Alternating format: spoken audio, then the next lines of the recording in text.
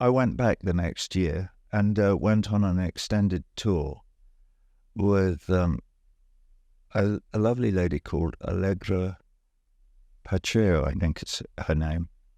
And we went all over the West Bank, and it was chilling beyond anything that I could ever have imagined to see back then in 2006 what was going on.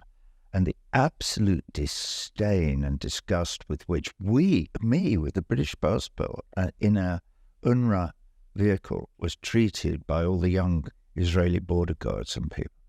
I remember thinking at the time, if they're like that to me, what must they be like to the Palestinians? And of course we know. And now, to bring it entirely up to date, we know exactly what they're like to the Palestinians, because they are, as we speak, committing genocide in Gaza. Like anybody with a heart, Right. I spend my life teetering on the verge of tears. Yes. Well, Because you can't possibly put yourself in that position, in their position, those mothers and fathers, those children, those 2.3 million, well, a bit less now, people living in Gaza, being bombarded by F-16s day and night, week after week after week. One cannot even begin to imagine what it must be like. And that it's being cheered on by the most powerful empire in the world is disgusting beyond all belief. And not to mention B'nai B'rith in your country. And Trudeau, he's cheering it all on as well. What is wrong with these people? How can they possibly be doing that? How can they still be trying to cast the Israelis as victims? I'm sorry, my voice was beginning to rise then, because it's so insane what they're doing. And what the Israelis are doing is just, it's beyond all imagination. It's beyond our capacity to imagine such evil. Many, many people, they are subject to propaganda. And as you mentioned the mainstream media earlier, the propaganda of the mainstream media, whose job it has become to echo what's bouncing around the echo chamber of the powers that be, the ruling class. And that's what they do. And people, it's very difficult not to be affected by that and not to take some of it in.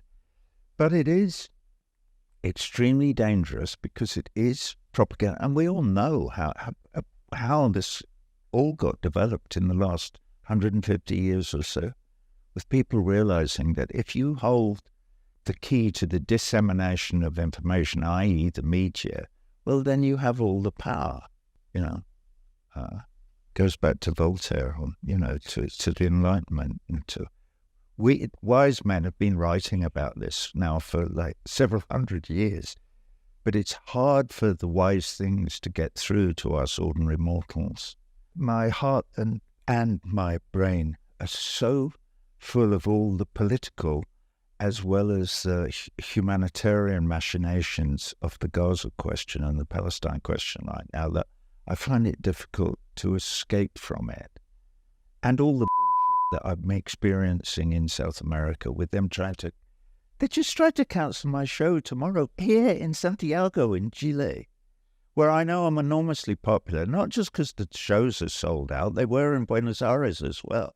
And yet the Israeli lobby still tried to get my shows in Buenos Aires cancelled on the grounds that I'm an anti-Semite, which I'm not, obviously. Right. It's such arrant nonsense, and yet they make up stories and then amplify them and then print them again and again and again and again and again and again. And I know we're not allowed to say it, but it's right out of Goebbels' playbook and Goering. This is exactly what they said and what they absolutely did. They said, we have to lie and lie and lie, and the bigger the lie, the more likely people are to believe.